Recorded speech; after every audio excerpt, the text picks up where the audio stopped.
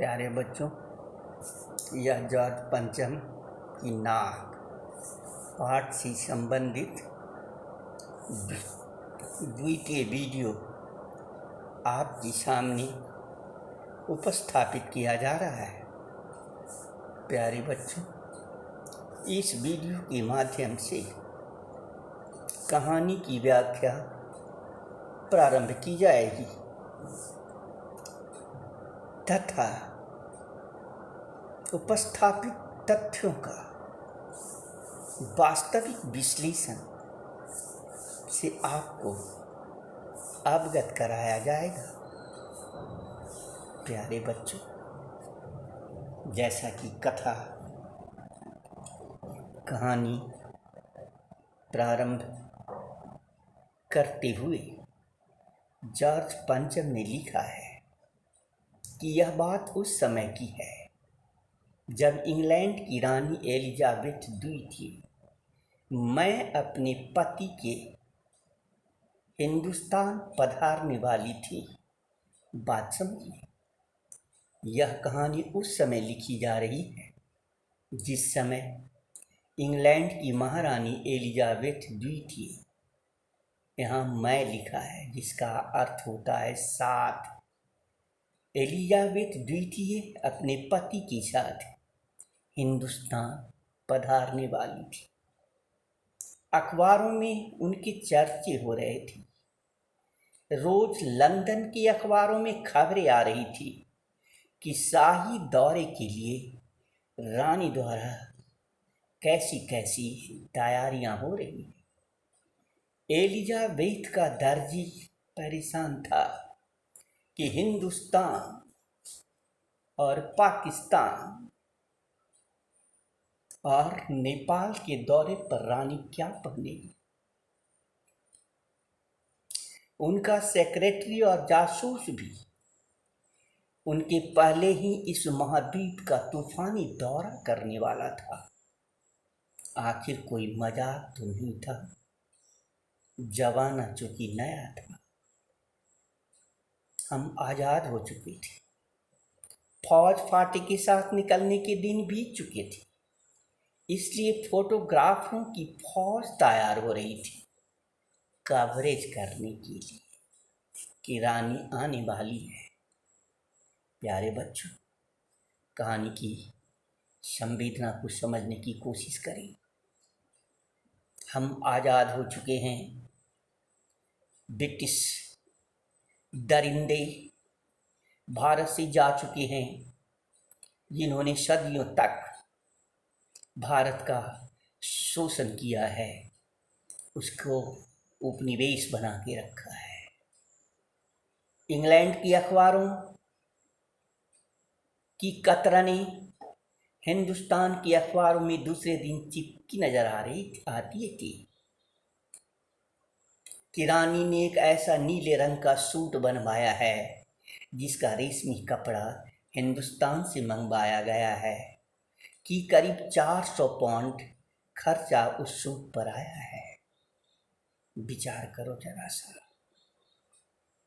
हम यह छाप रहे हैं कि इंग्लैंड की रानी का पोशाक पे 400 पाउंड खर्चा सिर्फ एक सूट पर हुआ है। हमें गुरूरता के साथ यह बात कहने की जरूरत थी कि रानी जो शाही दौरे पर पहनेगी वह रेशमी कपड़ा हिंदुस्तान का उत्पाद है।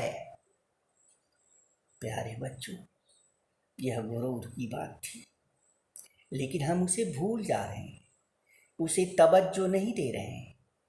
प्रिंस फिलिप के कारनामे छपे और तो और उनके नौकरों, बावर्चियों, खानसामों, अंगरक्षकों की पूरी जीवनियां भारतीय पत्र पत्रिकाओं में देखने में आई है। शाही महल में रहने और पालने वाले कुत्ते तक की जीवनियां देखने में आई है। शाही महल में रहने और पालने वाले कुत्ते तक की तस्वीर भारतीय अखबार में छापे जा रहे हैं। धन्य है भारत की शासक वर्ग की यह अस्मिता। हमें इसका ख्याल जरा भी नहीं है। बड़ी धूम थी, बड़ा शोर शराबा था। शंख इंग्लैंड में बज रहा था, गूंज हिंदुस्तान में आ रही थी। इन अखबारों से हिंदुस्तान में सनसनी फैल रही थी। विचार कर, राजधानी में तहलका मचा हुआ था। जो रानी 5,000 रुपये का रेशमी सूट पहनकर पालम के हवाई अड्डे पर उतरेगी, उसके लिए कुछ तो होना ही चाहिए। अरे कुछ क्या, बहुत कुछ होना चाहिए। जिसके बावर्ची पहले महायुद्ध में जान हथेली पर लेकर लड़ चुके हैं, उनकी शान शौकत से क्या कहने। और वही रानी दिल्ली आ रही है। नई दिल्ली ने अपनी तरफ देखा और बेसाख्ता मुंह से निकल गया, वह आई हमारे घर, खुदा की रहमत है। लानत है ऐसी सोच पर, हम भारतीयों की इस सोच पर लानत है, धिक्कार है। कभी हम उनको, कभी अपने घर की ओर, घर को देखते और देखते देखते नई दिल्ली का काया पलट होने लगा। विचार करो, काया पलट मुफ्त में नहीं हुआ है।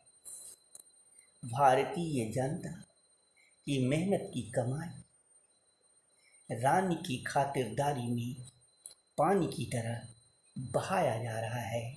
यह कहाँ का न्याय है।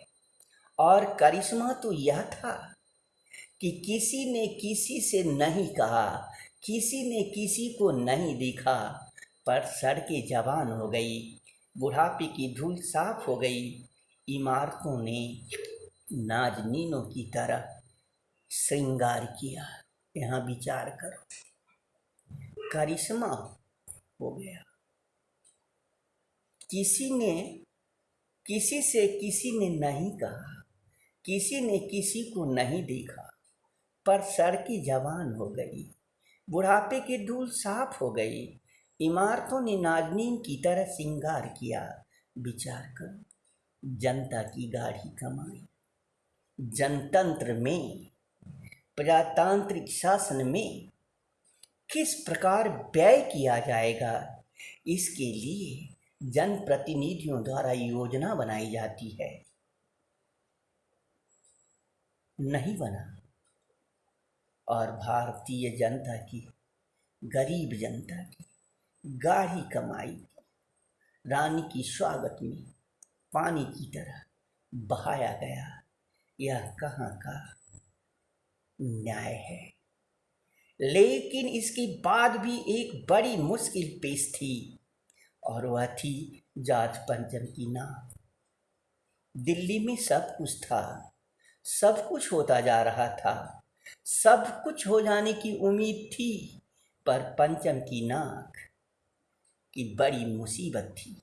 दिल्ली में सब कुछ था, सिर्फ नाक नहीं था। प्यारे बच्चों, इस लाइन की व्याख्या को पुनः देखो और इस एंगल से देखो कि भारत आज़ाद हो चुका है, दिल्ली में अपनी सरकार है, भारतीय सरकार है, जिसके पास सॉवरेंटी है, संप्रभुता है, जिसकी अपनी शासन व्यवस्था है, जिसकी अपनी पुलिस व्यवस्था है, प्रशासनिक व्यवस्था है, सब कुछ अपना है, जिससे विकास के सारे काम होने की उम्मीदें लगाए बैठी है जनता। और उन शासक वर्गों में इसकी फिक्र आ गई है कि जॉर्ज पंचम की नाक नहीं है। विचार करो, सब कुछ है अपना, पर अपना स्वाभिमान नहीं है, अपनी अस्मिता नहीं है, अपना व्यक्तित्व व्यक्तित्व नहीं है, यह बात यहाँ बताई जा रही है। इस नाग की भी एक लंबी दास्तान है। इस नाग के लिए बड़े तहलके मचे थे। किसी वक्त आंदोलन हुए थे, राजनीतिक पार्टियों ने प्रस्ताव भी दिए थे, गर्मा गर्मी बहसें हुई थी, अखबारों के पन्ने रंग गए थे। बहस इस बात की थी कि जाट पंचम की नाग रहने दी जाए या हटा दी जाए। यहाँ यह बात उल्लेखनीय है कि इस आज़ादी को हासिल करने में हमने कितनी कुर्बानियाँ दी हैं और उन कुर्बानी के बाद हमें आज़ादी मिली है, परंतु इसकी कीमत शासक में लगे लोग नहीं समझ पा रहे हैं और रानी की खातिरदारी में लगे हैं। लानत है एक संप्रभु सरकार की ऐसी सोच पर। धन्यवाद बच्चों। शेष अगले